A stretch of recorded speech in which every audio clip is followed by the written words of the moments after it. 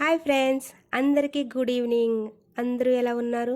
నేనైతే చాలా బాగున్నాను అని అయితే మాత్రం అస్సలు చెప్పను ఈరోజు. ఎందుకంటే చూసారా, ఈరోజు మన పరిస్థితి అయితే ఇది. ఎందుకు అంటే వరలక్ష్మీదేవి పూజ కదా, అందుకనేసి డీప్ క్లీనింగ్ చేస్తున్నా.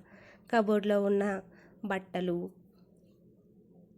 స్టీల్ సామాను, ఇత్తడి, ప్లాస్టిక్ మొత్తం అన్నీ కూడా తీసి నీట్గా శుభ్రం చేసి మళ్ళీ అందంగా సర్దాలి. ఇవన్నీ కూడా ప్లాస్టిక్ సామాను.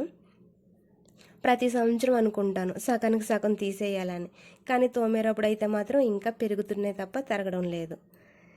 ఇంక ఇవన్నీ చూసారా, నాకు మా అమ్మ ఎంతో పగతో ఇచ్చిన సామాను. నేను ఇచ్చేటప్పుడే చెప్పాను, అమ్మ ఎందుకమ్మా నాకు ఇన్ని సామాను వేస్తావు, నా సంగతి నీకు తెలుసు కదా, నాకు తోమడం అంటే కొంచెం ఇబ్బందిగా ఉంటుంది అనేసి. అయినా కానీ మా అమ్మ నాకు నీకంత సినిమా లేదు చిన్న అని చెప్పి నాకు ఈ సామాను ఇచ్చి పెద్ద స్టోరీ చెప్పింది.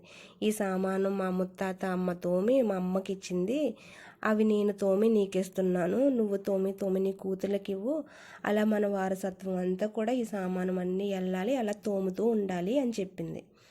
ఇంక నేనేమీ చేయలేక తెచ్చేసాను సామాను.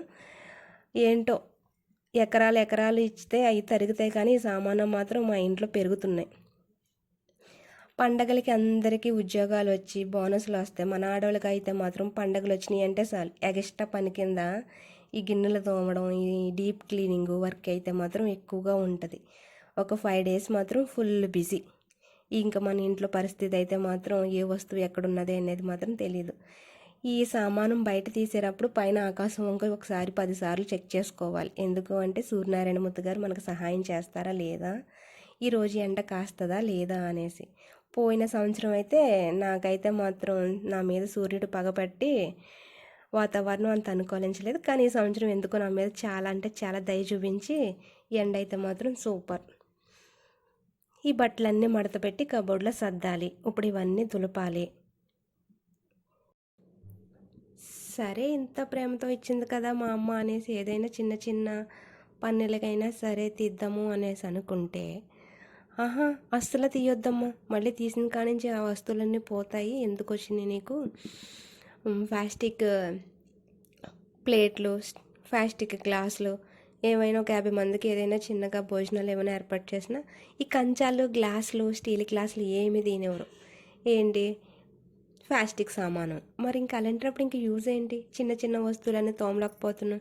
స్టీల్ సామాన్లు వాళ్ళకి వేసేద్దాం కాదా అనేసి ఆ స్టీల్ సామాను దగ్గరికి వెళ్తే వాడు చిన్న గ్లాస్ ఇచ్చి అదేమో 50 రూపాయలు అని చెప్తున్నాడు. నేను ఇంత పెద్ద బిందె ఇస్తే 10 రూపాయలు అని చెప్తున్నాడు.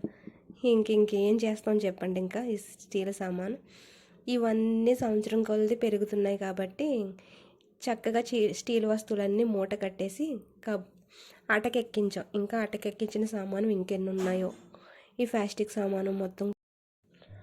అయినా ఈ సామాను వీటిలో బదులు వాషింగ్ మిషన్లు, గ్రైండర్లు, కుక్కర్లు, లేదు అంటే గోల్డ్ ఇలా ఏమైనా ఇవ్వచ్చు కదా, ఇవ్వరు. అత్త సైడ్ అయినా అమ్మ సైడ్ అయినా సరే ఏమైనా అన్నిట్లకన్నా ఈజీగా పంచే వస్తువులు ఏమైనా ఉన్నాయంటే అవి ఈ స్టీల్ సామానమే. తరతరాలు తోముకోండి అనేసి ఇస్తారు మనకి. రండి, ఈవినింగ్ అయ్యేటప్పటికి ఎలాగైతేనో సర్దేశాను. ఎలా సర్దానో చూడండి. బెడ్షీట్ అయితే పొరుపుకి తొడిగేశాను. తర్వాత ఇంకో సామాను, స్టీల్ సామాను మొత్తం కూడా ఇలా సర్దేశా. ఇట్లా మళ్ళీ పండగ వరకు కూడా కిందకి దించే పనే లేదు. ఇవన్నీ రిటర్న్ గిఫ్ట్స్, ఫంక్షన్కి వెళ్ళినప్పుడు వచ్చిన గిఫ్ట్స్ ఇవన్నీ కూడా. ఇవన్నీ నేను జాతరకి వెళ్ళినప్పుడు తీసుకొచ్చిన పువ్వుల కుండీలు, బట్టలు కబోర్డ్లో.